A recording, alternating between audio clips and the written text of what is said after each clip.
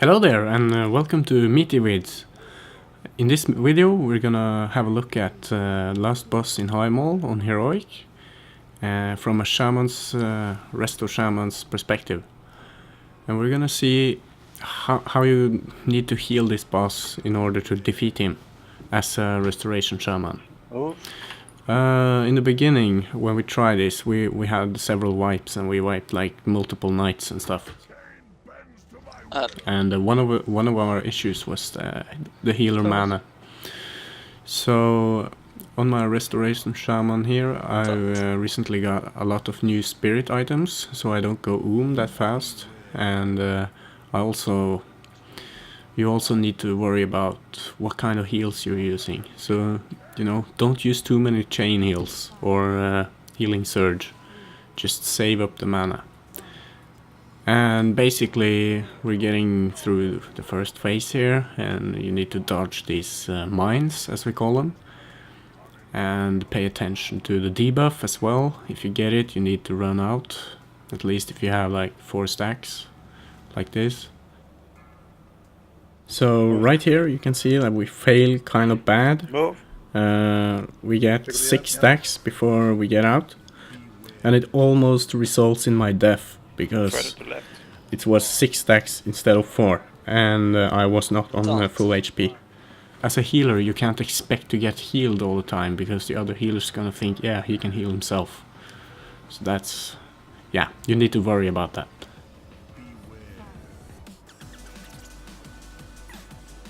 And we're getting through the first phase here. I'm getting another debuff.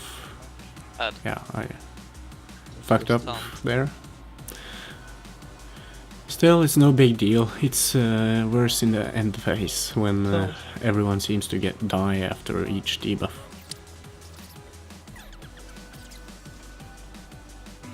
Okay. After this mark, we all move to the left, except the one who gets the mark. So all but Meaty move to the left. That means Meaty, you move to the right. I like to use my healing rain and my healing totems when the ad comes up. So I save it for the ad, and then I use it for raid healing when the ad's up, because that's when the AoE damage is coming. I also like to use this when he does his shockwaves and stuff like that. So Cloudburst Totem, it's not healing very much, but I've been looking at my recount meters, and it says that Cloudburst is actually healing like 5% of my total healing. So I'm thinking the other talents, they won't be that good on this boss. Especially not the chain heal one, because I don't use much chain heal on this boss. You just end up anyways. So there's no point.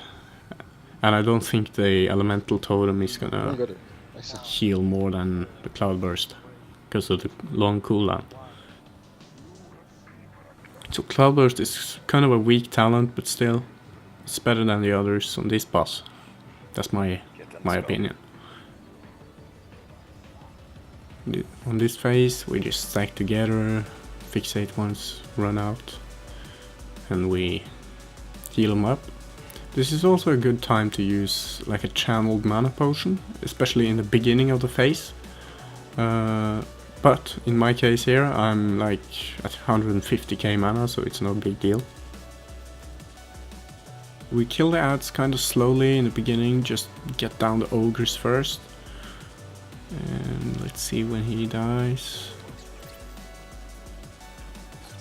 This is where we all stack up and use like Spirit Link and stuff like that, and just nuke down the ad. You see, we didn't take much damage there. It's no big deal really if you just clump all the raid together and just use some kind of raid healing right there. So we wiped a few times on that transition phase before, but after stacking up and using Spirit Link and some priest stuff, it's no big deal.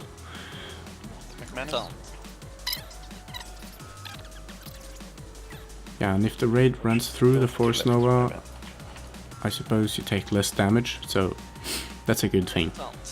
Just don't step on the mines while you run back.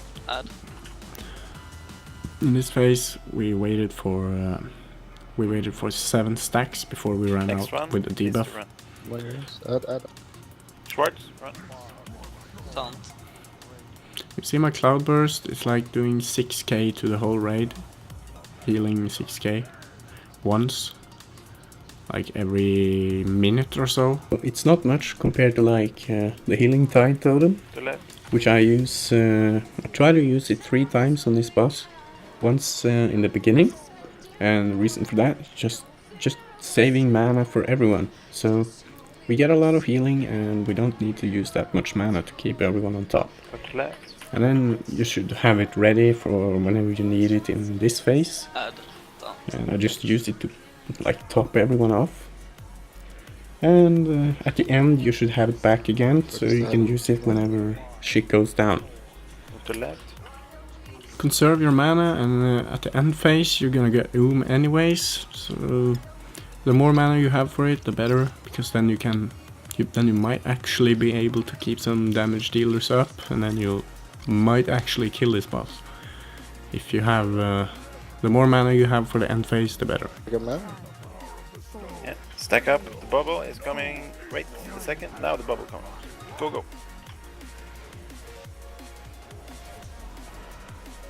Spread out. Kill the last ogre. Rich up. Watch out for stacks.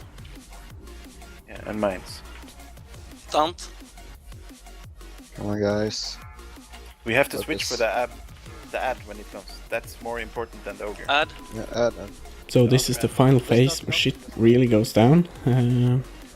At the start of the phase I had 80k mana, and it seems like that was enough to keep the most important people alive. And you just have to use healing surge and stuff just to keep the raid going. And when he's done with his novas and his ads, then everything gets a lot easier. You can relax a bit, do some riptides and healing waves, and you should be fine. Fuck yeah. Nice. Oh, good job. Good job. What an asshole. Alright, that's it for me. Hope you learned something, or at least enjoyed the video. See you next time.